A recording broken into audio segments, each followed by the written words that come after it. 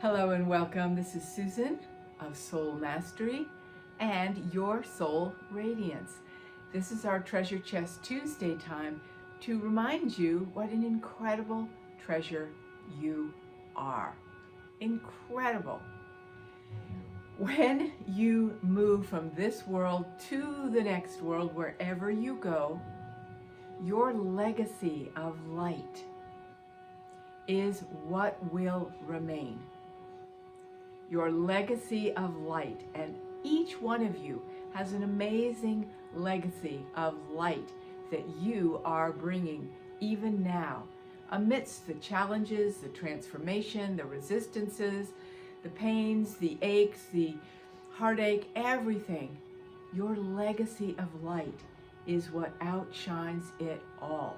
And this is just a slight reminder of that this can always be there. No matter what's retrograde, no matter what is burning through the heavens, no matter what is illuminating us, we are a legacy of light, of luminous light, in chorus with the larger universe of endless light. So, today what we want to talk about is something that came up in our Sacred Soul Circle recently. And I just love what we're able to magnify together with our collective guidance because of that time. And one of our wonderful souls in the circle brought forward the desire to come out of invisibility and be more visible. She knows she's moving into that, I'm going to call her Ellen, which is not her name. She knows she's moving into wanting to be more visible, and she knows she has a part that is playing out invisibility. Now, we all have some of that, don't we, right? I was shy as a kid. Talk about wanting to stay invisible. There's just so many ways we have honored our invisibility more than our visibility. And of course, one of the things she said was, I want to be more visible, and I want to be seen and known, right, by others, and less invisible. Okay, so here's the clue in that. We want to be seen and known by others. Oops, isn't that something we all say, right? We want to be received by others. We want to be honored and valued by others.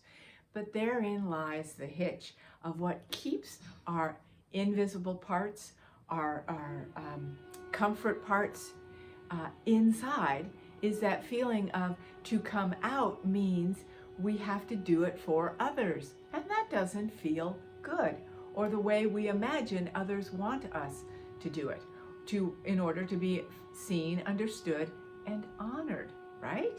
Okay, so antidote. Let's honor that part that is wanting to stay invisible. So we went into that part, spent some time with her, and as we spent some time with her, asking her, what's going on? What do you need? I'll cut to the chase. She said, I want to do life on my terms.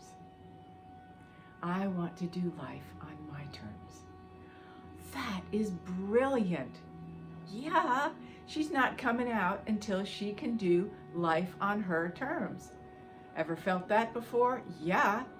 So wanting to come out and be visible so we'll be seen by others pushes this part of us that's been invisible and wants to be seen or just be living on our own terms, is going to go, nope, I'm not going out there because you are wanting to be seen by others, and that doesn't allow me to be seen on my own terms, to live on my own terms. Isn't that great?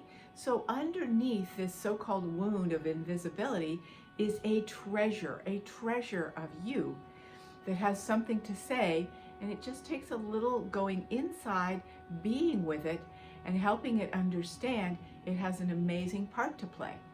So we went in and felt her sensation of living life on my terms, And what it brought was a quiet empowerment. A quiet empowerment. Beautiful.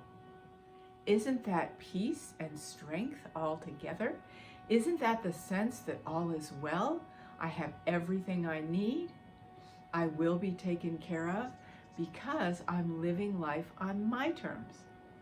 Now, be careful that there's no edge of, damn it, I'm living life on my terms, which is sometimes how it starts to come forth, is that sense of resentment for what has been repressed, that sense of having to fight against anything or create boundaries. This is much deeper than creating boundaries, because when we create boundaries, we're trying to create separation between ourselves and others. And it may be a good start, but when we go into that place of wanting to live on our own terms, and we honor that, respect that, and value that part, it starts to grow. And we go into more of the value of ourselves. When we deeply value and honor ourselves, we can't imagine giving that away to another. We can't imagine putting someone else first when it's not appropriate for this beautiful part that wants to live life on its own terms. You see? Right? This is the goal of you. So this is very exciting for us to all play with. So I want you to be aware of that. Living life on your own terms. Yes. And it's a time for that astrologically, for sure. Don't let your fear come up. Remember, the fear is, will they see me? Will they like me? When you're not afraid to live on your own terms, you don't have such a deep care about what others think, right? Essential for becoming more so-called visible. Being more visible is just being true to your authentic self, isn't it? And let the chips fall. I guess that's the phrase. Okay, and another piece that we came into, piggybacked on this, someone said, I want to create more time for myself. And we realized, this guidance collective, we realized that it's not about creating time, it's creating space in the heart for what you want to create. Space in your lower heart as well, but space in your heart, prioritizing what you want to create. Because when there's a feeling that you want to create more time, the feeling is I'm pushing up against the burdens of life. All the things I have to do, martyr, victim, all that comes out, especially with us women. This is what I got to take care of, and it's, you know, it's staring me in the face. I don't have time to create what I want to. Ooh, pull it back. All right? Living life on your terms. What do you want to create? Make space for that in your heart. And it's creation just to start with. And then you can start to feel like, what is that I want to create? Right? When I'm walking my dog is what came up with this person. Are you there just totally for your dog? Or is the dog feeling the joy inside you of being in a creative space, enjoying nature, right? Maybe listening to a little bit of a podcast that inspires you. We can do a couple things at once. We're good at that. To listen to that lightly while we're also focused on giving our dog what they need. Yes? So instead of feeling like we don't have time or space, which is time in our day, start to create that space in ourselves to live life on our creative terms, to create what is real and true for us. You see how that works? What a great time we had. So much gets uncovered, and not just about what gets uncovered and uncleared. That's not the point. What of the treasures want to come forward? That's what's so exciting. I'm going to remind you, it's your legacy of luminous light that wants to come forward. Keep bringing that light from the sun, whatever it is for you, into your heart, and know that you are part of the legacy of light that will live on forever, with all the stars of light, with the the Akashic records of light with all that is light. Doesn't matter what you did or didn't do in your life. Yes, you will remember on your deathbed how you loved, but your legacy of light is what will be remembered by those around you.